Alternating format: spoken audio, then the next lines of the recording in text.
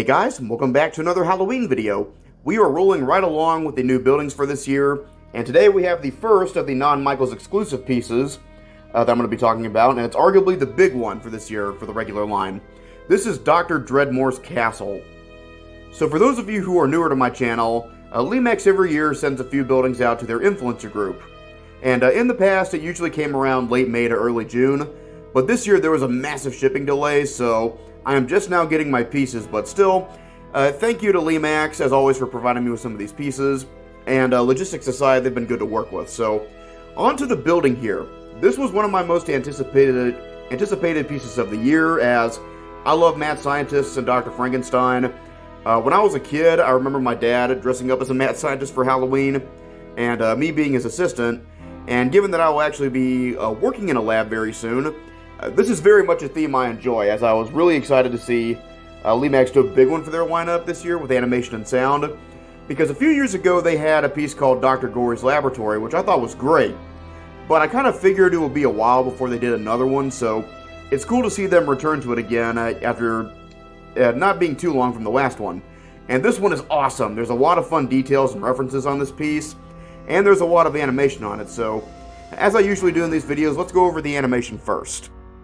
So up first here, the front doors to the castle open up and a really cool pumpkin ghoul emerges. Now, the pumpkin ghoul I imagine will be contentious for some people, as they might prefer a more traditional mad scientist abomination. And actually, I'll discuss this more in a bit, but it seems like the pumpkin ghoul was added in last second.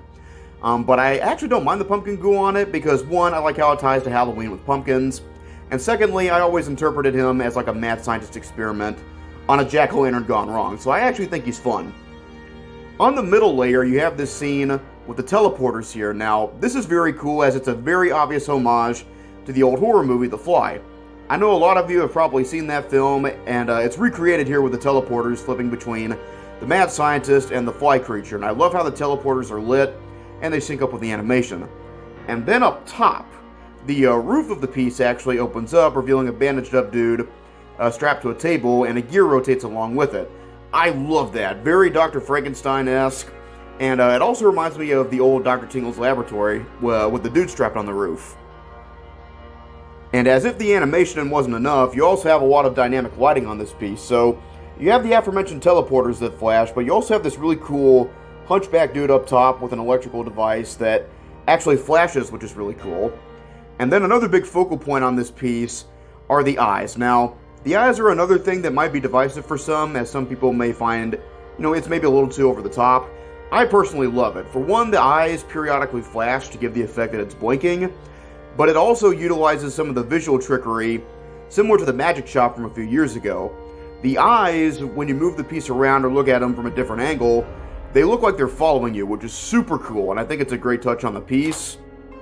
Getting to some of the other details here, I dig the creature from the Black Lagoon type figure that's on top of the piece, and it looks like he's suspended in a liquid resin, which is a nice touch. Beneath him, you have this insulator that's lit, which I think is also cool. You have a window scene here with what it looks like a study or a library area.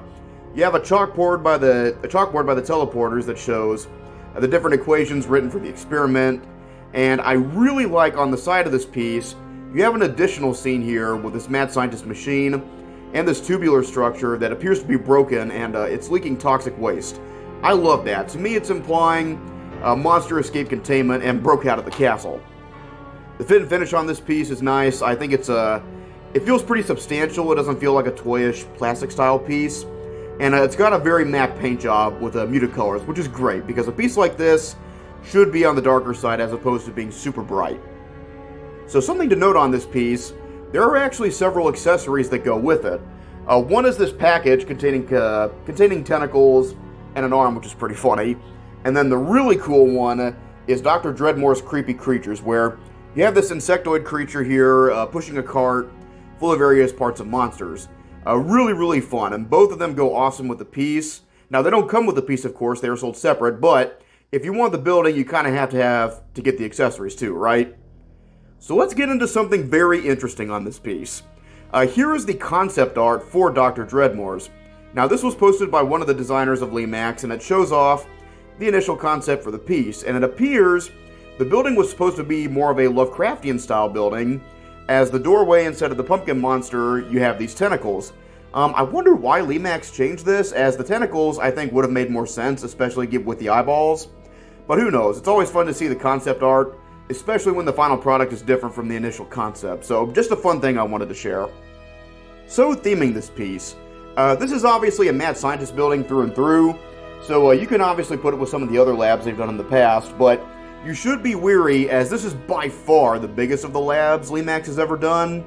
The previous mad scientist pieces from Lemax, they were all on the smaller side, and if you put them right next to this one, it'll dwarf the smaller one, so you'd want to play with some perspective with them.